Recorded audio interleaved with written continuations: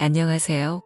오늘은 우리의 마음과 행동의 성질을 관성의 법칙에 비유하여 말씀하신 법륜 스님의 조언을 마음에 담아보겠습니다. 사람들은 자신의 삶에 큰 변화가 생기면 불안해하고 초조해합니다.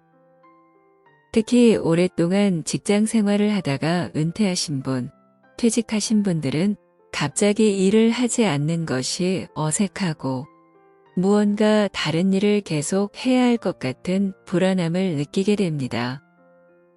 이러한 마음은 경제적인 걱정과는 별개로 모두가 느끼는 감정입니다. 이와 관련하여 법륜 스님께서는 어느 은퇴자의 사연에서 관성의 법칙 때문이라고 답했습니다. 움직이는 물체는 계속 움직이려고 하고 멈춰있는 물체는 계속 멈춰 있으려고 합니다. 멈춰있는 물체를 움직이게 하려면 힘을 가해야 됩니다. 움직이는 물체를 멈추게 하려고 할 때에도 역시 반대 방향의 힘을 가해야 이걸 멈출 수 있습니다. 우리가 매일 출근했던 것은 움직이는 물체가 됐다는 것이고 이것이 습관화된 것입니다. 그런데 갑자기 직장을 그만두게 되면 계속 직장에 다녔던 관성 때문에 집에 있는 것이 이상하게 느껴지는 것입니다. 그래서 직장에서 은퇴를 했다면 1년을 놀아보라고 말씀하십니다. 처음 한 달은 관성에 대한 저항력 때문에 무척 마음이 어지러울 것입니다. 그 어지러움이 점점 심해지다가 어느 시점부터는 점차 괜찮아지게 될 것입니다. 그렇게 1년 놀아보면 오히려 노는 것에 관성이 붙게 될 것입니다. 다만 법륜 스님은 불안한 마음이나 초조한 마음 때문에 일을 찾는 것인지 아직 나이가 젊어서 계속 일을 더 하고 싶은 것인지는 다른 문제라고 말합니다.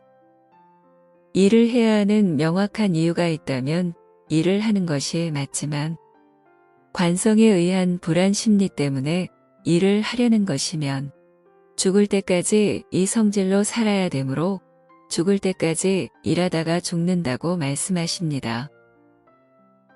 이렇게 관성적으로 사는 것은 노예적 삶입니다. 그러니 내가 주체적으로 일을 하겠다고 생각한다면 1년을 놀면서 일을 하는 관성을 없앤 다음에 그때 일을 다시 할 것인지를 주체적으로 선택하라고 조언하십니다.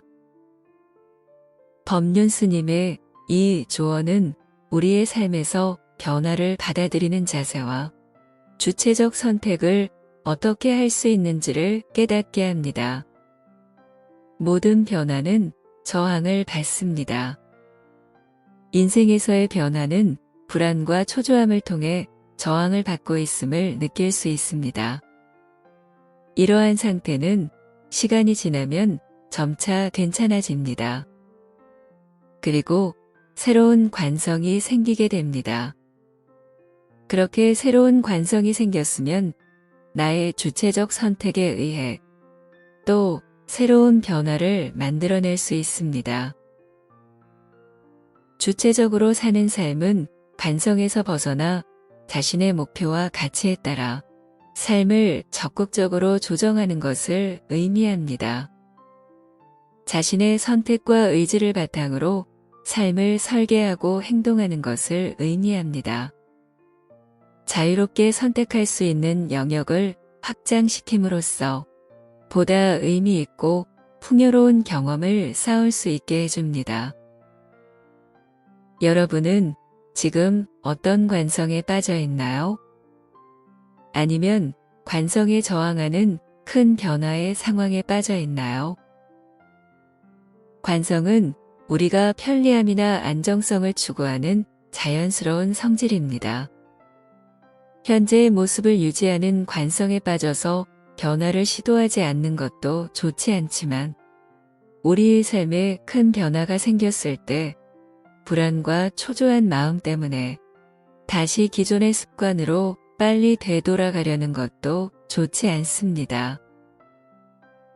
지금 관성에 끌려가는 삶을 살고 있다면 내일도, 1년 뒤에도, 10년 뒤에도 우리는 계속 관성에 끌려가는 삶을 살게 됩니다. 일을 하고 싶은 마음이 불안과 초조함 때문인지, 하고 싶은 일이 있거나 일을 해야 하는 명확한 이유가 있는지 우리는 구분할 수 있어야겠습니다. 불안 심리 때문에 일을 하는 것이라면 우리는 죽을 때까지 일하다 죽게 될 수 있다는 법륜 스님의 말씀을 통해 지금 내가 관성에 의해 끌려가는 삶을 살고 있는 것은 아닌지, 내가 주체적으로 선택한 삶을 살고 있는지 생각해 봐야겠습니다. 습관, 관성으로부터 자유로운 삶을 살아야겠습니다. 이 영상에 공감하신다면 좋아요, 구독, 댓글, 공유 부탁드립니다. 감사합니다.